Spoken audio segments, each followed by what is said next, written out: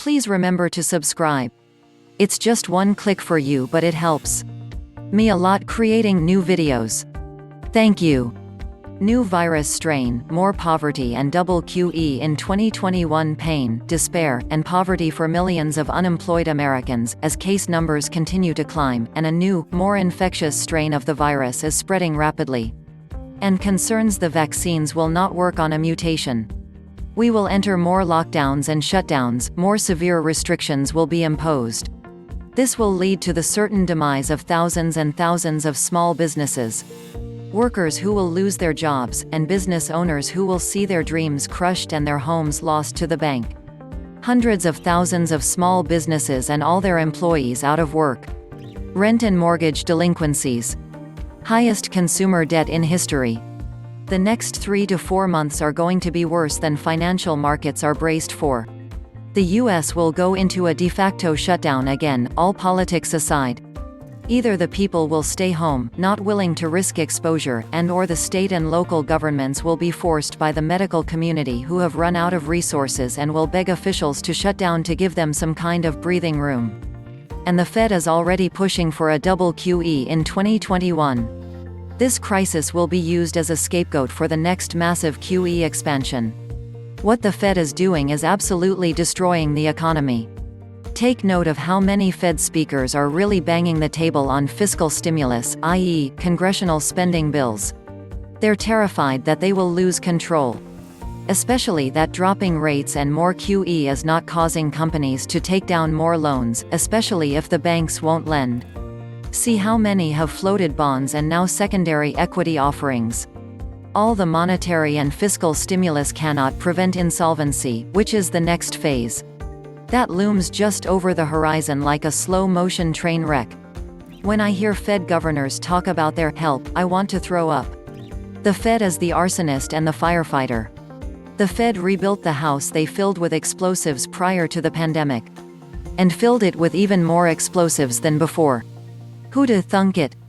SP 500 P/S ratio, Buffett GDP, Shiller Cape, mutual fund cash levels, et al. But we won't know the triggering event till after. The results will be the same.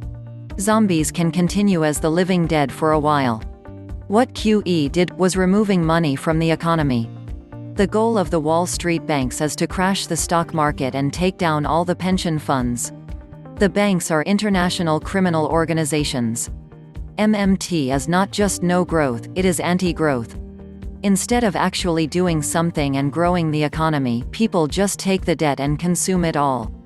MMT and debt is a doom loop. The party is over. Chronic QE was already a lie.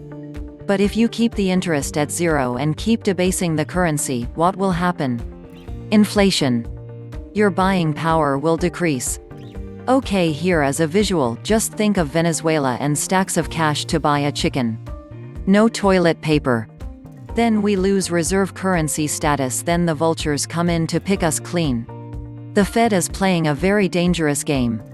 It is time for tightening and paying down debt for flunky wars and death. Quantitative easing or any stimulus will have no effect or opposite effect when debt to GDP is over 90%, which it is. In other words, central banks will henceforth fund the entire sovereign budget deficit, which is what MMT and helicopter money is all about. It's only a matter of time before Jerome Powell will join the club, and we expect that at some point in the next 3 to 4 months, the Fed will announce it too will double its monthly rate of debt purchases. One can argue that the creeping economic shutdowns, first at the state level and soon at the federal, have just one purpose: to catalyze the next crash and next bailout by the Fed. Is anyone paying attention to this? Is the gigantic tidal wave I'm seeing not too far out a figment of my imagination? What good does QE do when all the new money creation goes to people who already have, and none of it goes to those who actually need it? The Federal Reserve should start at the bottom and move up. Not start at the top and moving down, but only a little. The rich are just getting richer as the food lines are getting longer, and longer, and longer. Feed the need, not the greed, Jay. The rich will only save the money or reinvest it, while the poor will actually spend the money on things they need. And this will create more demand and more jobs. If the money went to the people, it would help the whole economy and still trickle up, but no, they want it all, and they want it now. This way, they can cry for more sooner. They don't want to fix the economy. It's too late to fix it anyway. An unfunded debt of $200 trillion in the U.S.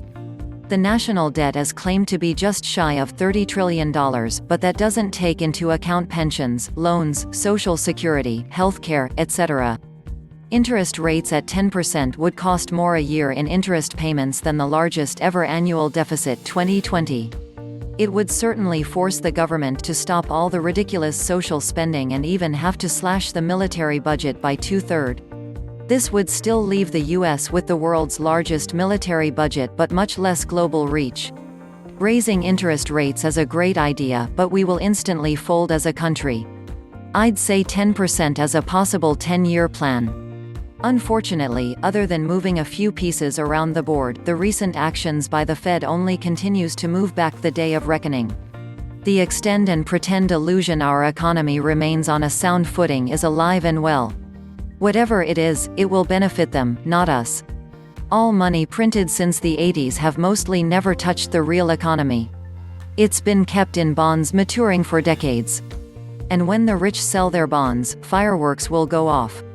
All the noise flowing from the election and the pandemic has buried the fact our economy faces rather dire problems. I see all foreign countries that were forced to buy U.S. treasuries during the reign of the petrodollar stop purchasing a single note of treasuries at auction. The time is finally right to put a nail in the coffin of the U.S. and its absurd spending levels, which have allowed America to live wildly beyond its means for the last 50 years at the expense of the global population. What could rattle markets?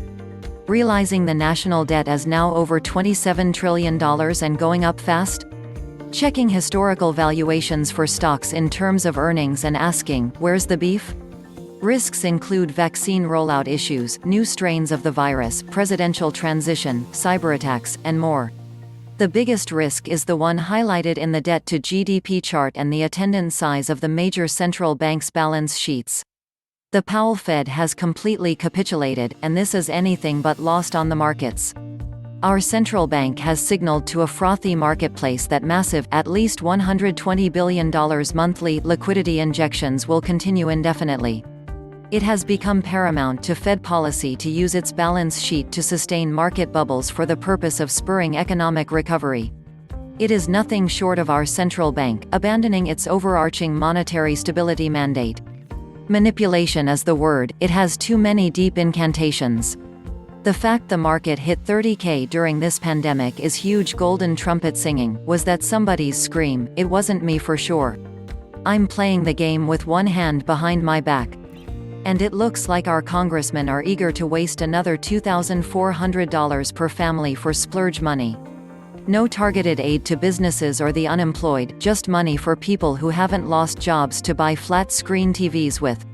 The real problem is that nothing will be better in 3 months.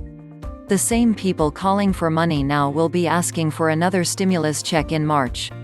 Merry Christmas, America. Welcome back to the Atlantis Report. You are here for your daily dose of the truth, the whole truth, and nothing but the truth. Please take a second to hit the like button, hit the subscribe button, and don't forget to also hit the notification bell. Many of you have asked me where they can buy silver and gold bullion. You will find in the description box the links where you can buy American Silver Eagle, silver bars, or rounds. I highly recommend that you start stacking some silver bullion for the future. This is how a zero taxation economy with rich people and zero rules works. They inflate as a form of taxation.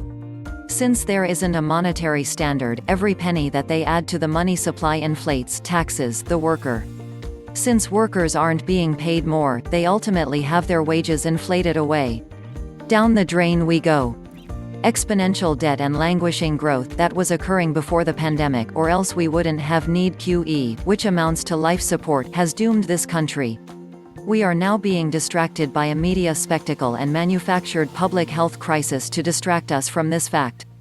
We have been living with an imminent fiscal crisis since 2008, and the ineffective means to contain it haven't changed.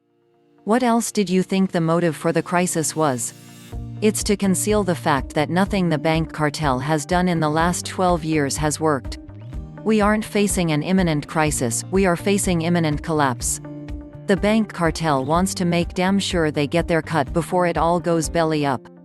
Of course, the only source is what wealth the 99% still have. So they proceed to inflate that wealth away. The bank cartel is buying up distressed assets for literally nothing, the money they created out of thin air. Fiat currency and debt-based economies always fail. Always. Every time they've been tried. They'll spend money and unleash the Kraken. What happens when QE stops working? We are doomed. When loans are created, the money to service the interest doesn't exist in the world. It's a catch-22 for the central bankers. Once you've let a Ponzi scheme in asset prices develop, you have to keep propping it up. When it collapses, it will feed back into the financial system. The more you inflate the bubble, the worse it will be when asset prices do collapse. The poor things just can't win. The central banks are kicking the can down the road for an almighty crash at some time in the future. Things are going to get very nasty at some time in the future, we don't know when that will be. Who cares, as long as it wasn't on my shift. Hopefully, Jerome Powell will be left carrying the can, Janet Yellen once said. In order to print the necessary money out of thin air without massive inflation, then counterbalancing deflationary pressure must be created via massive further demand destruction. Get ready to shiver in the dark eating your gruel. It all happened in just 6 months during the Weimar Republic. The USA now has a budget deficit of almost 50% of budget spending. In other words, everyone gets on average twice of what the economy can sustain. Just imagine the shit show that is coming. Europe is not much better. When politicians are given the fiat printing presses, the end result varies for 0% hyperinflation. This is going to end badly. I'm okay with all this money printing, provided the Fed can also print food, houses, cars, clothes, and precious metals into existence. Time to invest spare fiat paper in gold and physical silver. Gold and silver in physical form will be my biggest investments going forward. It's clear where this is all heading. Stocks tend to keep up with inflation until they can't. Crypto is just more fiat. Real estate is super risky. Bonds have negative yields due to inflation. Nowhere else to go.